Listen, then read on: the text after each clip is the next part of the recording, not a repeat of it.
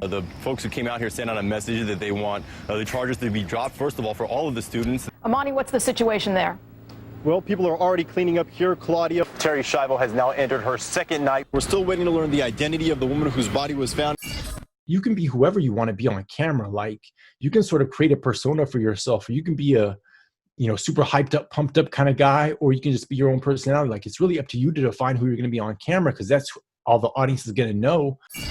Dude, we don't have any competition. Like, because there's only one Sean, there's only one Amani. Like, people are going to be attracted to who they're attracted to. Like, think about McDonald's, how many hamburger joints there are in your neighborhood, right? There's probably like some fast food restaurants. There's some local mom and pop spots. There's some little greasy spoon joints. They all serve hamburgers. Are they in competition? Well, no, because each person likes what they like. And some people like McDonald's. Some people like mom and pop. Some people like the greasy spoon, so you kind of have to find what works for you. And then the people will be attracted to you for your authenticity is what I believe. Welcome to the Amp Up Your Voice on YouTube podcast. This is the place to discover jaw-dropping ways to pump up your voice and create an experience for your listeners, either live in person or on video.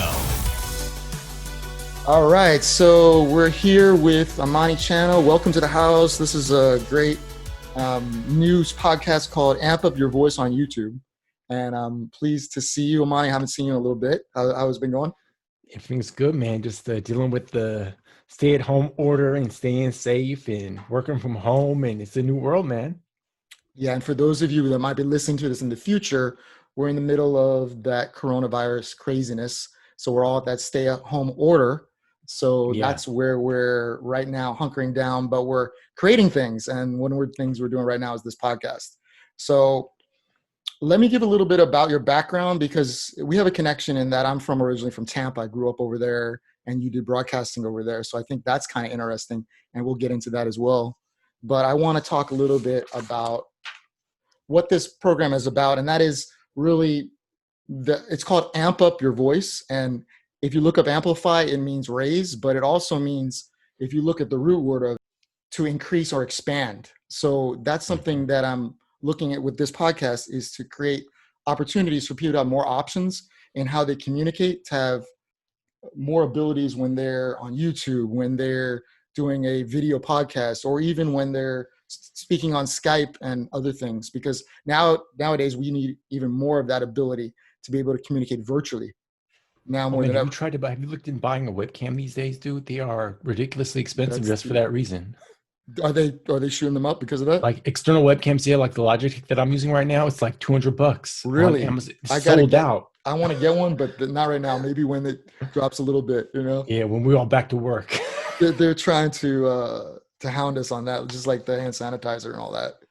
Amani, so for our listeners, because there may be some people that don't know you or don't have the privilege of seeing you broadcast, because I'm from Tampa, so I saw you actually do some news reporting live over there. But talk a little bit about your background, how you started in reporting and news, and then you got into more of the creative side of news and broadcast, and also some of the YouTube work you've done and freelance.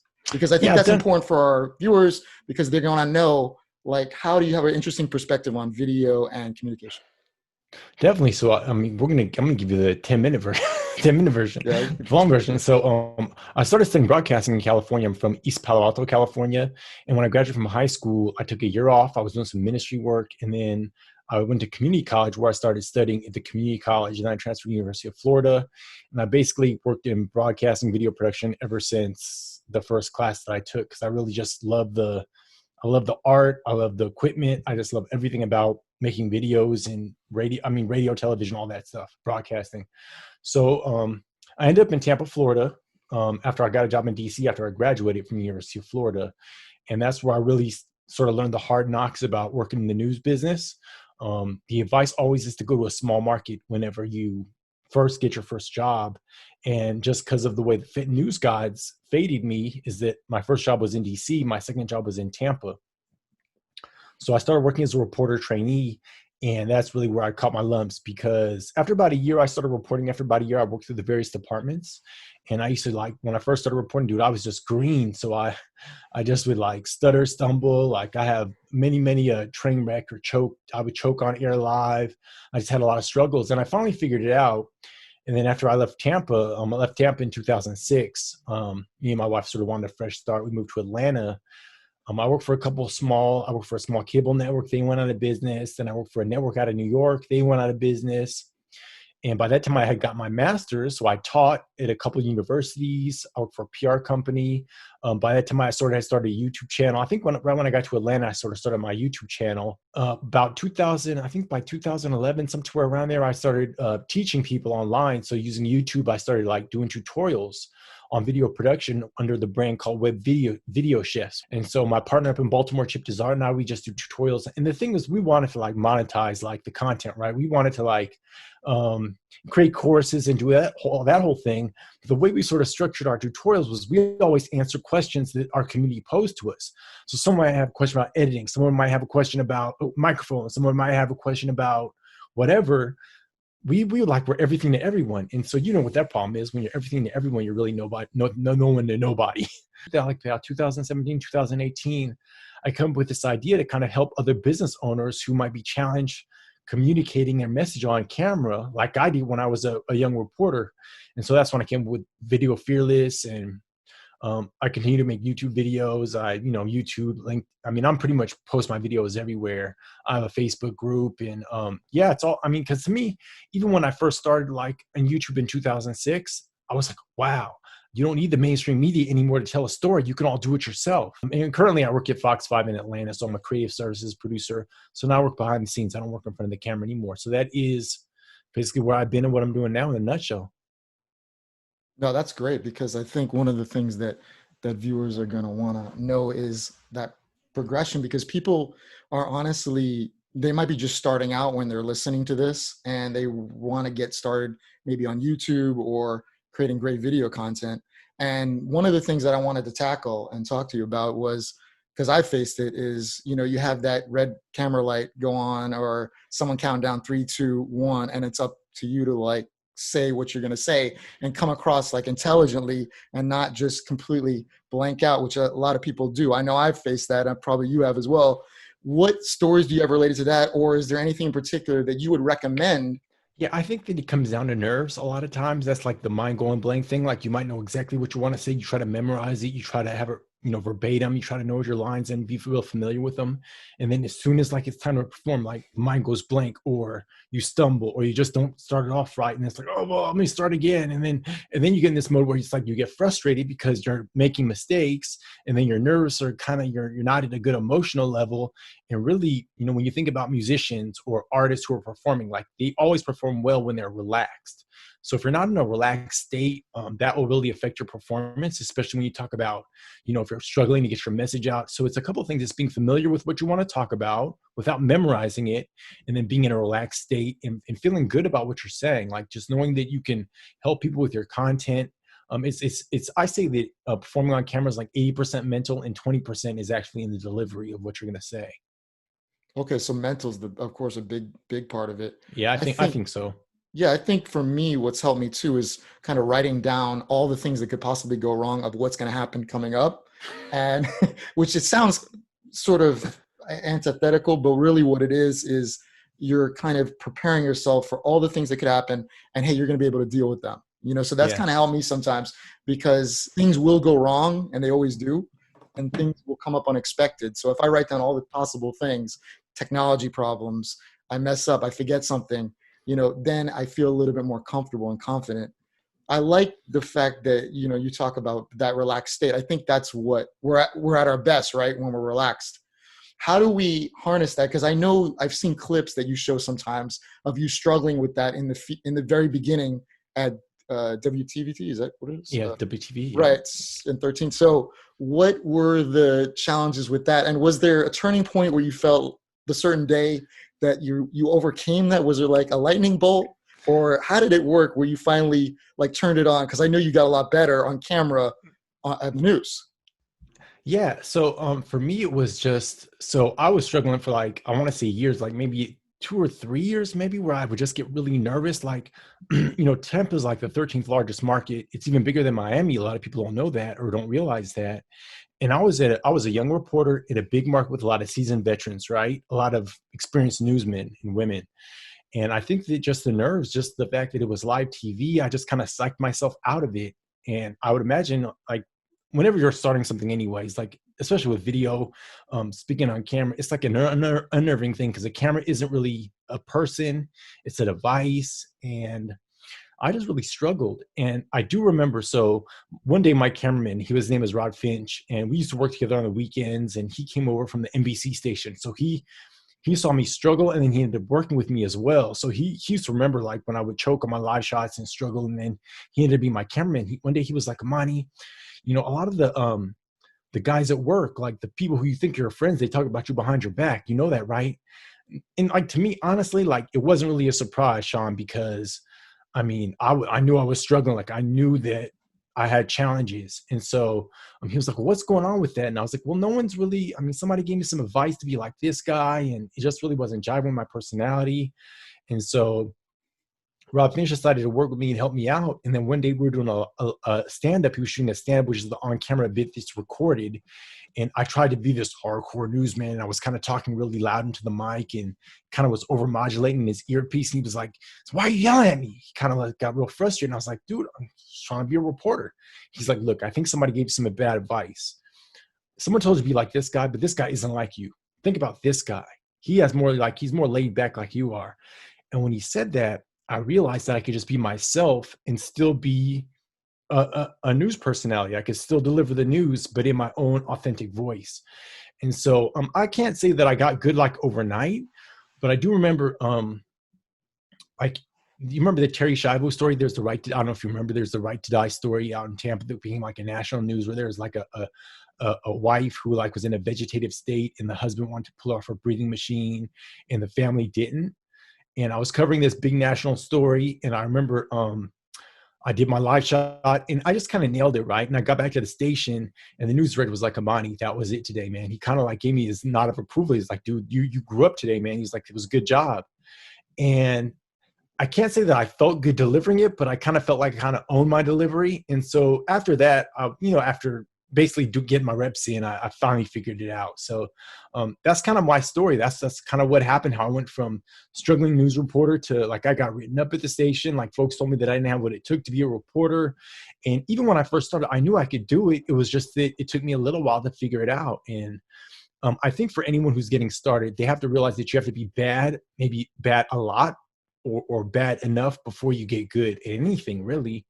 And speaking on camera is like not a natural skill. It's not like we're born to communicate, but it's not really natural to speak to a camera. So it just took me a little while to figure it out, but now I can help others do the same. I think you're talking about the authenticity, like that's the most important thing. And if you're yourself and you're able to kind of bring out your best self when you're communicating, that's number one. And then in the beginning, you were trying to be someone that maybe wasn't your style or that didn't work or gel with you. But once you got aligned with like that person that you are really, that you were very much better as a reporter.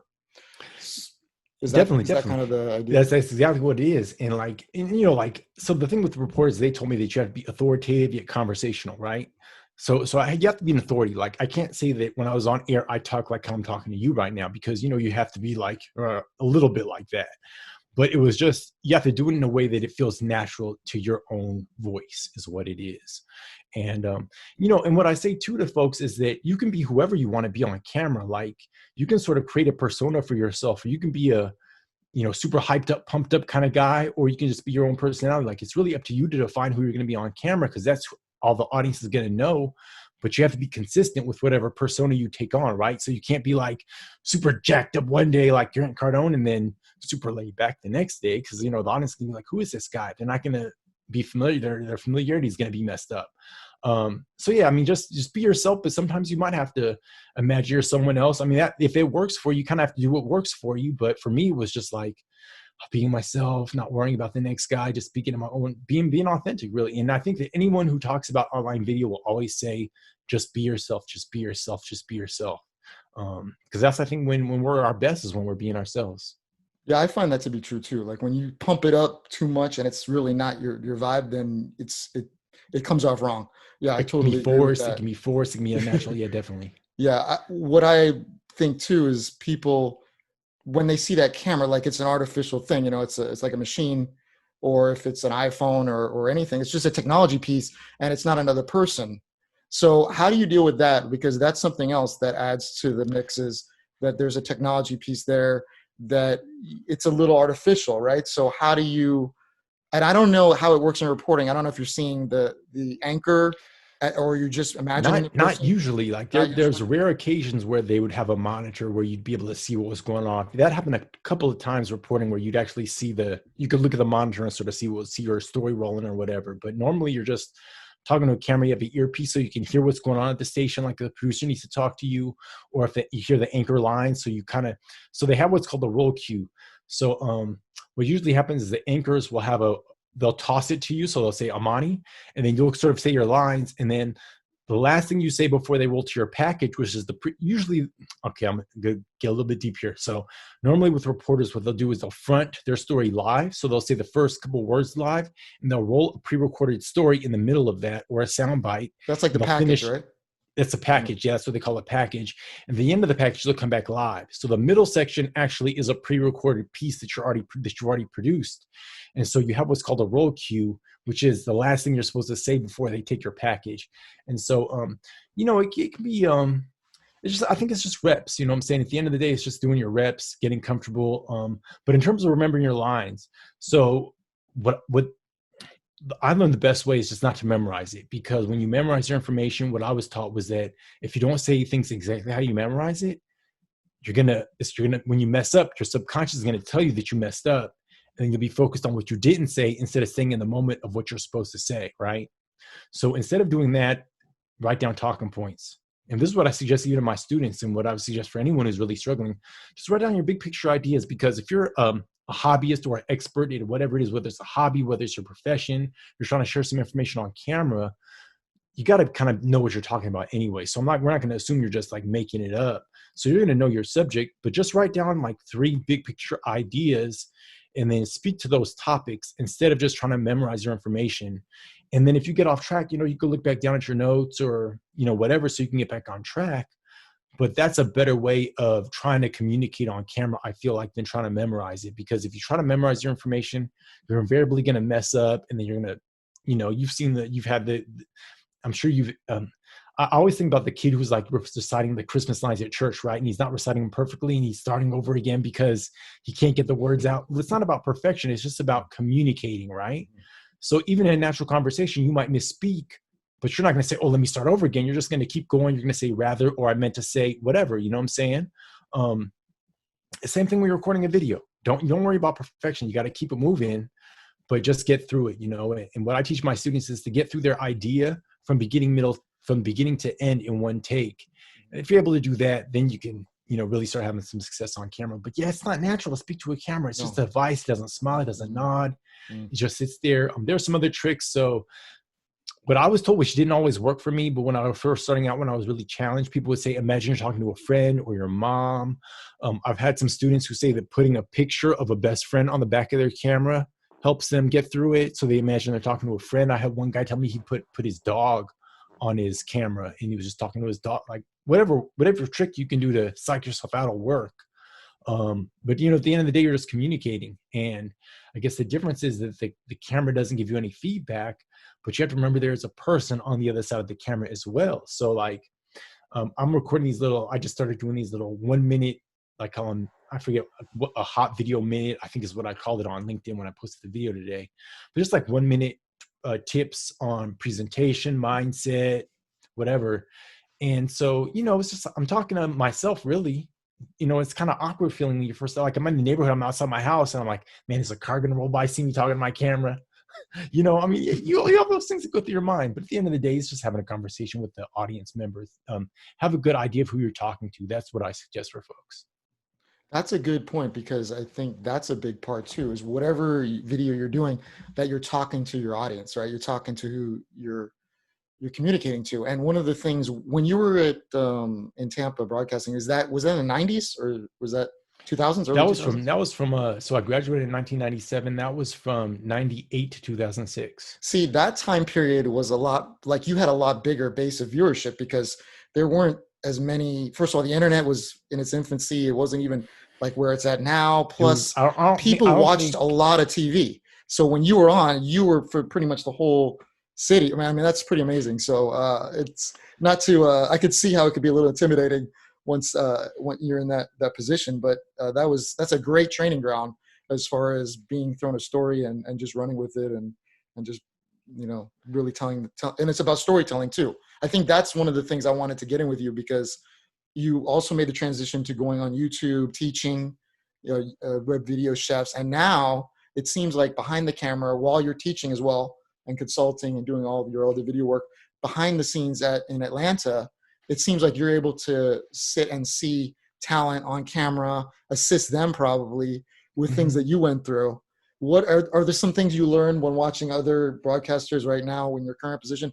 And also, what did you learn going through the web video chefs and making all those YouTube videos? Because I know you did a whole bunch of review style videos and a bunch of different, I don't know if you did unboxing videos. It seems like you did everything. Yeah, we did everything. We did I unboxed this Rode microphone actually Nice. on web I video always love chefs, those and videos, man. It's just there's another microphone around here too. I like unboxed. hearing the It's like, sound effects of like the bubble wrap and you can do a little bit of everything. Okay, so where do I start?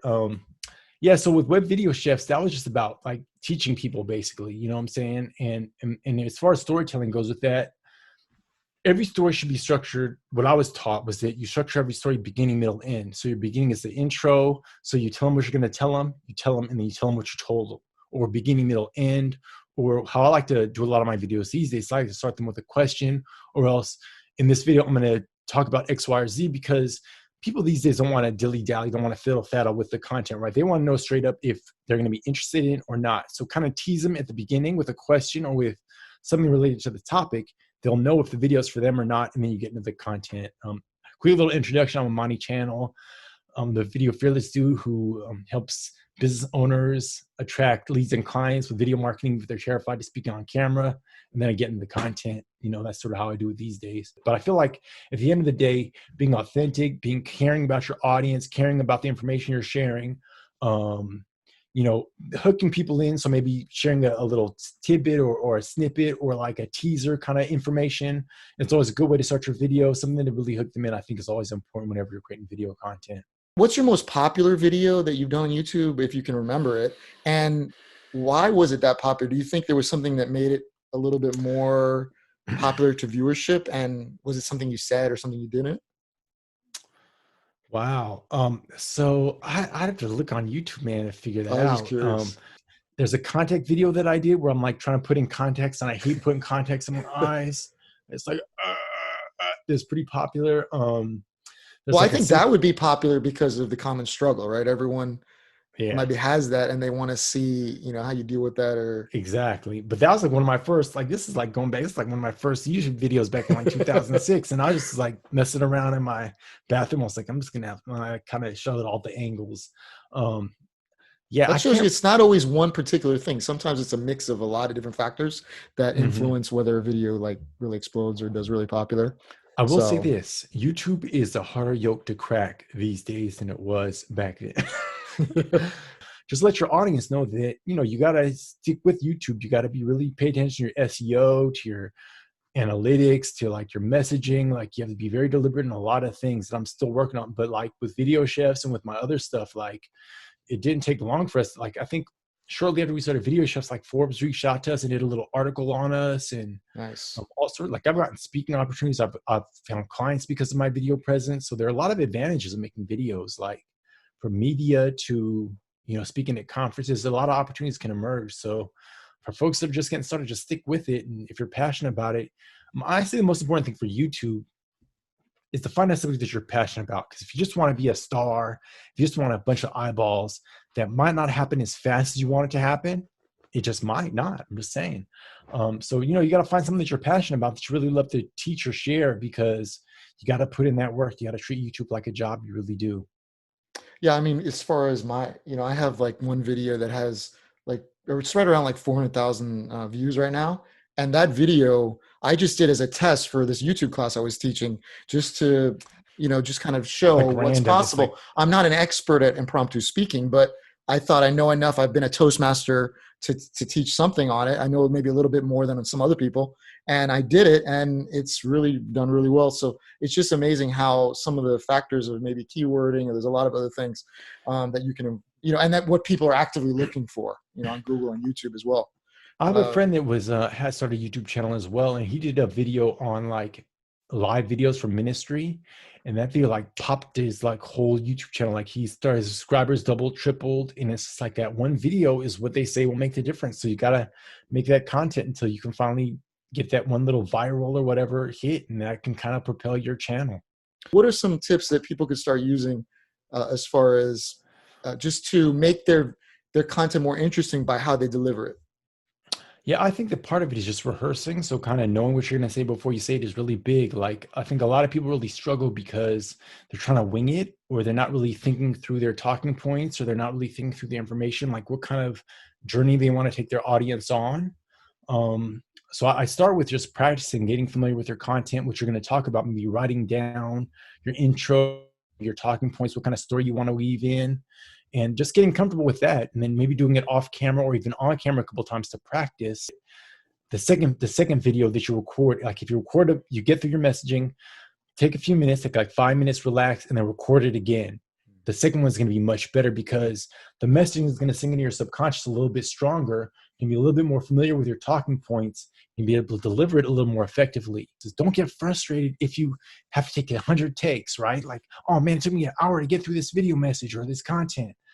Because at the end of the day, the audience is only going to see that good take anyways, right? I mean, you're only share the good, maybe you're going to chop it up and jump cut it or whatever. But at the end of the day, they're only going to see the best parts of your video anyway. So, find one topic. Like when I make my videos, I usually make them on one subject and answer a question related to one question, and don't go off on a ramble or go off on a whole bunch of different topics. Stick to that one thing, and that'll kind of keep you focused on what your message is. That'll help you dial it in. So that's kind of like the less is more kind of idea, because really you really want to zone in on something more specific than just speaking in all the generalities that a whole bunch of other people could do. But what makes your video different is it's your personal take. Exactly. And each person, like I was talking to my brother last night, and I was like, dude, we don't have any competition. Like, because there's only one Sean, there's only one Amani. Like, people are going to be attracted to who they're attracted to. Like, think about McDonald's, how many hamburger joints there are in your neighborhood, right? There's probably like some fast food restaurants. There's some local mom and pop spots. There's some little greasy spoon joints. They all serve hamburgers. Are they in competition? Well, no, because each person likes what they like. And some people like McDonald's. Some people like the mom and pop. Some people like the greasy spoon, so you kind of have to find what works for you. And then the people will be attracted to you for your authenticity is what I believe. It's just, I don't know. It's just your brain's got to process it in a different way. So it's better to be prepared that way. Do you find, like when you were doing the reporting, I would think that would have been a challenge because you didn't have that. Were you able to practice like, you're going to go on at 5:30, maybe at 5:20, like you're testing some things out, or do you just like wing it and just go for it? So once I got in my groove, like I sort of write down you write down like a couple of the basic thought, and then like the bullet points. The last thing you got to say, because you have to, the production crew needs to know the last thing you're going to say so they can roll your package. So, firefighters are still investigating the scene. So, that the last thing you're going to say is investigating on the scene, right? Uh-huh. And other than that, you kind of like, I'll kind of know what I was going to say, because it's only like, I boil it down to basically 3 sentences. If you can, when you're a reporter, you just basically share 3 sentences, the intro, who knows what happened out here. People are still mad. 3 people are left in the hospital, and investigators still want to know what happened. By the time I left Tampa, like I was like, I could do it in my sleep pretty much. I was like, I got it down. So the good thing was I left the station like a seasoned journalist. Mm-hmm. So people respected me when I left, but it was just like, man, those first few years were tough. And, but it's those situations that bring out the character. They sort of test you and make you who you are. So I don't regret any of my moments. Like in Tampa, like even when I sucked, I'm like, oh man, I embraced all my struggles as well as my victories there. Like they made me who I am today. Another thing that really helped me in Tampa was that when I was working as a reporter trainee, I had to learn how to shoot, write, edit. I do basically everything. And those are all skills that I use now as a creative services producer. So now I have to shoot, write, edit. Some days I'm on Adobe Premiere all days. I'm not shooting so much because I'm from home now, but still all those skills sort of get used in what I'm doing now. Yeah, I know you got mad Adobe Premiere skills because I've seen you in the edit suite. I know you had like a behind the scenes clip when you took on that creative job where you were showing the edit suite, which was awesome. What do you think are the top mistakes that people make when they're trying to communicate a message on video, would you say? They don't have to work at it. They don't have to work at it because you do have to put in the reps. That's what I say to everyone. You got to get the reps in. So when I did my first live shot in Tampa, like I was working with a cameraman named Scott Anderson. Scott was kind of like an old burnout, like kind of like Shaggy. Like think about Shaggy from Scooby-Doo, right? That's kind of Scott, kind of his personality. He's been through a lot, and he didn't really like working too hard, but he got it done, And I love working with Scott. Scott Anderson. And shout out to we ended Scott. We ended up being on some breaking news, and like I was the lead story at like 10 o'clock, and like as soon as I found out, I was like already shitting my pants. Pardon my language. Yeah. And so that's got to be intense, right? Because you're the like one I slaughtered the live shot, dude. Yeah, the long and short of it is I slaughtered the live shot. I battled the whole thing. I said 1,000 times. It was completely unintelligible. I don't know what I was saying. I don't know what I was doing. And Scott looked at me and he said, "Well, the good thing is it's all about your reps, Amani. It's got to get better from here." And that's what I say to anyone who's that's what I say to anybody who struggles. Like and believe me, like I choked so many times that, I mean, I'm sure that even if you're bad on camera, you weren't as bad as I was for real. Cause I mean, there's no pressure like live TV, right? I mean, it's like the ultimate pressure. Yeah. That's such a big deal. I mean, honestly, what's the viewership on like that news on? In Tampa, I'm interested in probably more than 1 million. I mean, I don't know what their viewership is, their DMA, I'm sure it's like 6-7 million. Something it has to be up there, Tampa's a big DMA. And you're going live. Do you have a delay if there's a mistake or nothing like that? No, man. No. Okay. I was just curious because I know they've done that with like if someone curses or something like that. But yeah, those are more like local news, probably not so much. More like on the big like Academy sports events or the big events. Yeah, like the Emmys and Oscars, they do have a delay for those events. But not the news. The news is basically once you say it is, I mean, the latency is very short. Once you say it, it's out there. Days, dude, I would get worked up like, like I straight panicked, dude. And like, the executive producer was sitting in the booth and she was watching me and I had my earpiece in and like we're in the commercial break and she saw me like start to, and she was like, "Amani, just take 3 cleansing breaths." And I just always remember that moment. She like told me just to relax, breathe it out. Now, I don't know if I probably still, flubbed the live shot, but if you can just relax, just breathe out your stress and anxiety, relax. That's probably the best thing you can do in terms of, because, amplification, when you're talking about communication, you're going to communicate better when you're relaxed, when you know what you're going to say, you're prepared, and when you have something really thoughtful to share, right? Those 3 things will hopefully have an impactful message that will help elevate your status among your audience, right? So people will see you as the expert. They'll see you as the authority. Because at the end of the day, bro, like people are going to respond to how you are. So if you're really uptight on camera, your audience is going to be uptight. Like if I was like, "Sean," in our conversation, you probably would be like, "What's going on with Amani?" You know what I'm saying? Straight up. And if you don't feel confident, just imagine you're confident. Just kind of, subconsciously tell yourself you're confident, and you'll find that like over time, you'll get in the flow. Even if it's not the first time, the second time, keep doing it and, you'll get the flow.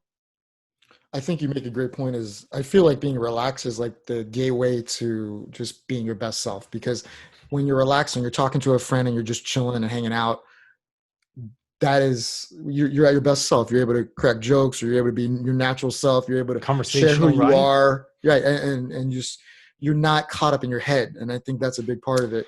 Dude, that you just said something really important, right? Not to be caught up in your head, because people worry about a lot of things when they're on camera. So like someone might record themselves, they listen to it back, they're like, "I don't like the way I sound. I don't like the way I look. I made a funny expression." Like that's the wrong, you're worried about the wrong thing if you're worried about that stuff, because no one's going to like the way they sound. Like I'm sure the first time you heard yourself recorded, you're like, "That's how I sound." Well, that's the way the microphone hears you. That's the way Amani hears you. That's the way your parents, that's the way everybody hears you. That's all they know. I mean, seriously, that's all people know. On one of my recent videos, I was like, "Look, if you don't like the way you sound, if me and you, Sean, were going to meet at a coffee shop, would you like," "No, I'm not going to meet with you, bro, because I don't like the way my voice is." No way. Yeah, it would not even be in the equation. It's not even in the equation. If you're in business, you got to meet with people. You got to talk to people. You got to share ideas. It's part of business. And the same thing with video. Like if you want to reach people online, these days, this is coronavirus era when we're recording this. I mean, me and you could meet face to face if we wanted to. We're 6 feet apart. What kind of conversation can you have 6 feet apart? We're way closer now than we'd be if I was really in for a lot of deal with you right now. So you got to embrace the new media. You got to embrace video. I feel like there are more opportunities now than ever. Like, I don't know if you're on Instagram, but man, on my Instagram feed, there are like more people live than I've ever seen before. It's a fine balance because like I feel like my natural personality might be I think you asked me that question too, like one time when you were in the class. You were like, how do you feel like the real personalities versus your on-camera personality? And my answer was, you got to turn it up just a little bit. Like you got to dial it up just a little bit more, because you never want to bore people. You want them, if you're not excited, people are not going to be excited listening to you, especially when you're just a talking head, right? Because talking heads are like the most boring type of video, honestly. Like in the news business, like talking heads are like, cover the video. If you have 2 sound bites from the same person, cover them the second time. Like that's what we used to do. So, you just got to find ways to be engaging with your voice, and whether it's your speed, your pace, your pitch, all those things come into play. Oh, that's huge. And I think you're right. I love the visualization of that dial, like just dialing up a little bit, because I think you're right. Like sometimes we're just more maybe chill or chillaxing and all that kind of thing, but how do we step it up a notch, still be ourselves, but like pump it up a little bit? Exactly. What I love about you is, yeah.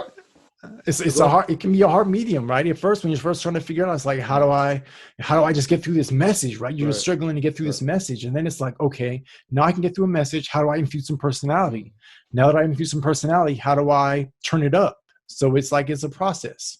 One of the things that I love about you is that you're uniquely qualified to talk about this, because we're reporting in a major market, and you face these struggles that everyone would imagine that you would completely have behind you. Like people, when they see them when you see reporters and people on camera, you're like, oh man, they're like pros. Like they don't struggle with any of this stuff. So you being honest and being open about like having that and working in that role, it shows that anything's possible, because you've done it and you were in that position. So I think a lot of people you don't hear from people in those industries as much.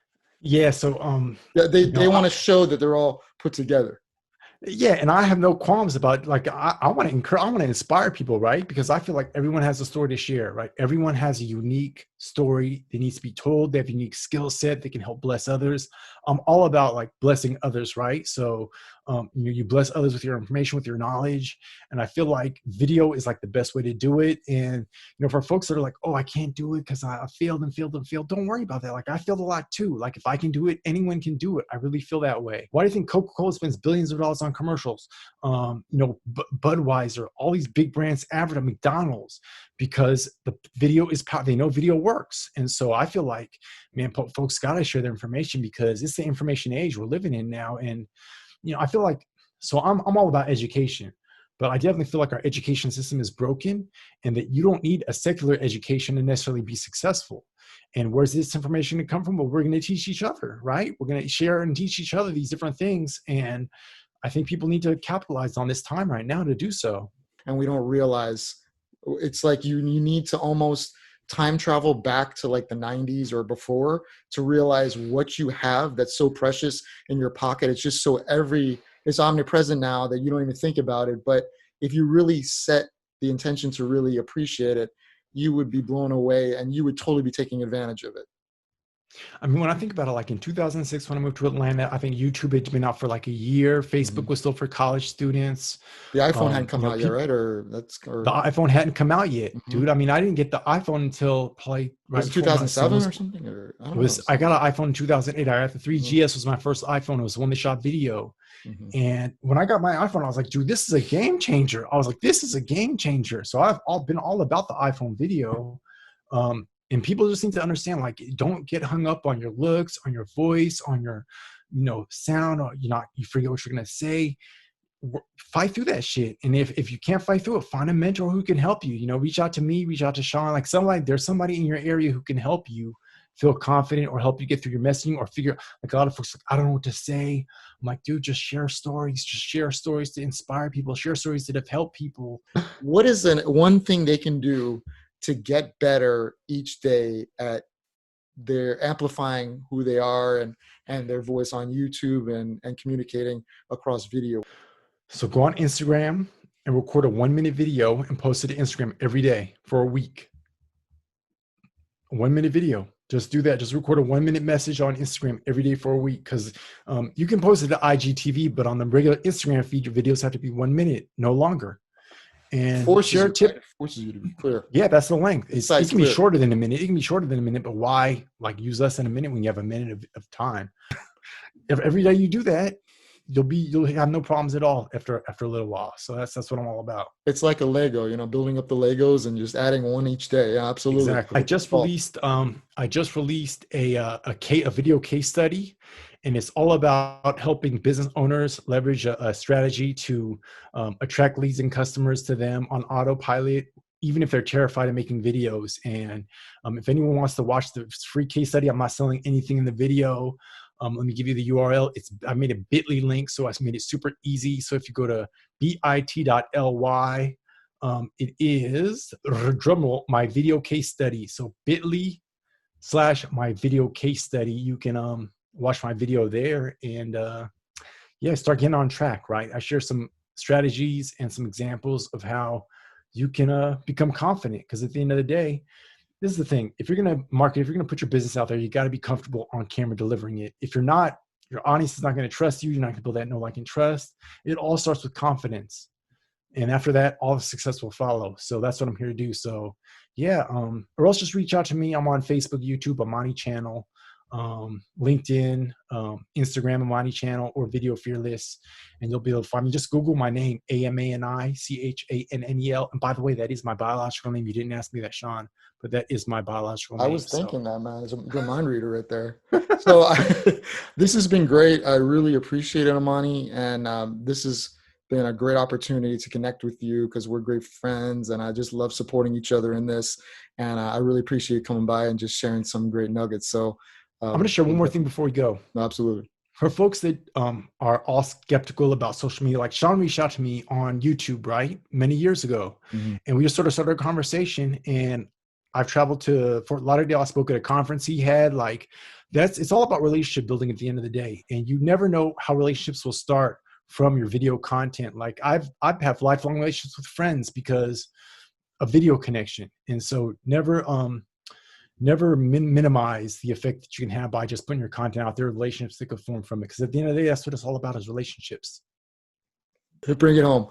All right, Amani channel. Thank you so much. Thanks. Appreciate you, Sean. This is Amani channel. And you got to amp up your voice for YouTube with Sean Michael. Did I get it? Hell yeah. That was awesome.